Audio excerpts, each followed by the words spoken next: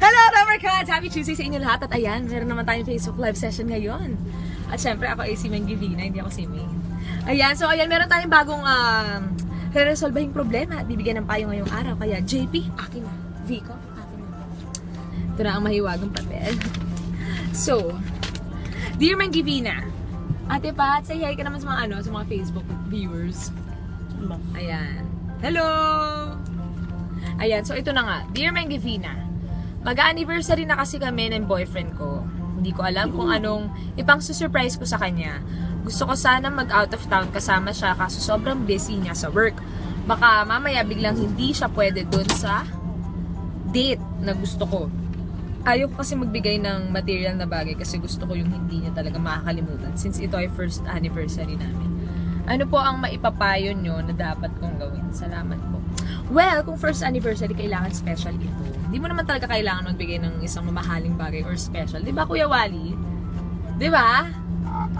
Ayan, si Lola nang nagsabi, hindi naman kailangan ng magbigay ng mamahalin or ayun, magbigay ng something sa kanya. Pero, mas okay kasi na mag-spend time kayo together sa special yung araw. Kasi syempre, isang taon na kayo nagsama. So, ang dami nyo ng pinagsamahan, ang dami nyo pinagdaanan together. So, ano ba naman yung simpleng selebrasyon na magkasama kayo, diba? So, ayun, kung ang pinoproblema mo ay yung araw, sabi mo, baka hindi ka pwede dun sa araw, dun sa date na gusto mo. Eh, bakit diba dapat mag-celebrate kayo dun sa mismong araw ng anniversary? Kailan ba dapat kayo mag-celebrate sa Pasko, ganon? Ano, sa November 1? Ano, kailan sa birthday ko? March 3? Kailan? Siyempre, dapat din sa mismong araw kung kailan kayo naging officially together. So, kailangan maging free kayo. Sana, as much as possible, kung magagawa niyo ng paraan, maging free kayo dun sa araw na yun. Mag-celebrate kayo, kahit simpleng celebration lang. Magkasama lang kayo, kumain kayo, tapos, alam mo yun, magkwentuhan kayo, mag-reminisce kayo, mga napagdaanan nyo noon. Mga simpleng bagay lang. Kasi kung sabi mo, ayaw mo siyang bigyan ng material na bagay, eh di wag, kasi wala namang pumipilit sa'yo eh. Diba? Kasi wala namang pumipilit. Diba? Ano masasabi mo? Oh. Diba? Alam, nangyari dito. Alam. Kadiri ka. Paano to? Ayan. Ayun lang naman. Mag-celebrate lang kayo together dun sa araw na yun. Kahit na at least magawa nyo ng paraan na maging available kayo para ayun, makaalis kayo together. And kung sobrang busy siya sa work, eh ayun. Sa kanya na yun, diba? Kung talagang bibigyan kanya ng oras para dun sa para maging available ng araw na yun. Pero feeling ko naman madadaan yun sa usap. At feeling ko naman, kung mahal ka talaga, alam mo yun, gagawa siya ng paraan. Diba sabi nga nila, kung gusto may paraan, kung ayaw maraming dahilan, so hindi niya pwedeng idahilan sa niya ang work niya. Kung ikaw. Ano, kung ako? First anniversary. Oh, ano? Anong surprise mo sa akin? Surprise? Eh, kasi naman, hindi rin naman ako hindi rin naman kasi ako mahilig na well, mahilig ako mabigay ng mga material na bagay, pero hindi yung mamahalin. Yung mga makabuluhan. Mas mahilig kasi akong nagbigay ng mga bahay mayaman, bagay na may meaning, yung hindi talaga makakalimutan. Pero syempre, mas importante, chinelas, gano'n, kay libro. Pero syempre, mas importante pa rin yung, spend time together kayo sa anniversary nyo. Kasi syempre, isang taon na. So, syempre, i-expect nyo na mahaba pang lalakbay yung dalawa. So, yun, simple lang naman. Di mo naman kailangan bigyan ng bahay o ng kotse yung jowa mo para hindi ka niya makalimutan. Ganun lang, di ba? Lote, hindi na kailangan ng ganun. Basta kung espesyal kayo sa isa't isa. Ay. Ang hirap pong mag-ibina kapag pwede si Kuya Wally sa harap. Ayan. So ayun, simpleng bagay lang naman. Basta maparamdam nyo lang sa isa't isa na special yung araw na yun. At ayun talaga sa isa. Ganun lang. Ikaw, Vico, ano ba masasabi mo? Kung ikaw, di ba syempre kung may work ka, tapos anniversary niyo, syempre importante sa yung araw na yun, di ba? Gagawa ka ng paraan. Oo, absent talaga ako. O kung pwede naman kasi magpaalam ahead of time. Pwede may pagpaalam sa boss mo na mag-leave ka for this day. Ano sabay sila gagawa ng paperworks? Pero ayun, talagang huwag ka na mag-worry. Gagawin niya ng paraan yan. Malay mo siya pala may isa-surprise ng boyfriend. Malay mo. Ikaw yung i-surprise ng jowa mo, hindi mo alam. Pero malay mo rin, hindi. Kaya huwag ka mag-expect. Kasi may mga ganun talagang lalaki. Yun lang. Ayan, so ayan ang sana tulungan kita, Michelle Valdez. Hindi ko pala nasabi pangalan mo, pero sana patulungan kita. At sana pagdighay ni Kuya Wally ay nakatulong pa para sa ikaklaro ng utak mo. Para sa gagawin na araw na yun. Anyway, advance happy anniversary sa inyo dalawa. And stay strong and stay in love. Ayun lang, bye-bye!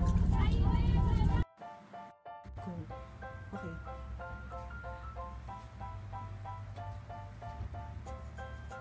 Live na po. Live na ba? Hello! Magandang tanghali po. Ang kinain ko po pala for lunch ay chicken tocino, black rice, at saka itlog. Black rice? Alam mo yun, yung rice na black rice. Okay. Ito may nabasa akong comment galing kay pangalan ito? Si Claudine Margaret Sanchez. Sabi niya, hi Kuya Alden and Ate Maine. Kuya Alden, ako nga po pala yung nagtanong for your advice kasi sa tingin ko po nababaksak po ako sa math. Good news, nakapasa po pala ako. And thanks for your wonderful advice.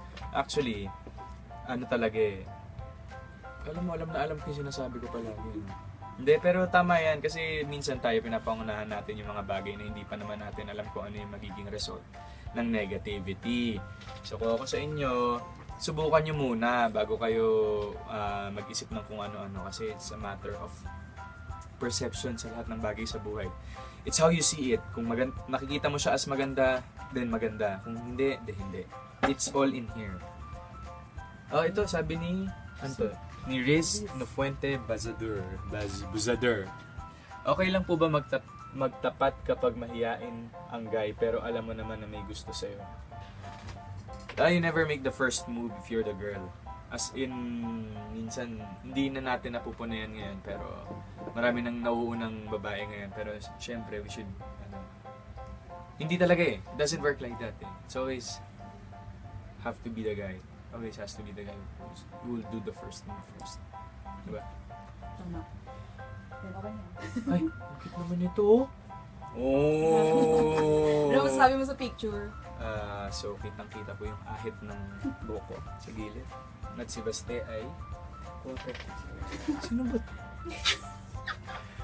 Sino ba? Sino ba? Totoo. Ayan, sana nag-enjoy sila dun sa video na ginawa namin. Nakakatawa kahit ako natawa sa sarili ko. Mukhang... Kwento mo yung experience no? Dahil wala yung impromptu lang yun, diba? Wala, impromptu lang. Saluhan lang kami. Kung anong binabato ni Maine, sinasalo ko, babatuin ko sa salon niya. Nakakatawa. As in, kung that's how you test your creativity in terms of on the spot sessions.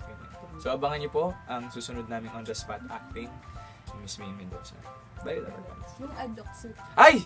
Maraming salamat po sa Eduk Circle for recognizing Maine po at saka po ako para po sa napakaraming awards. So maraming salamat po and until the next. Okay.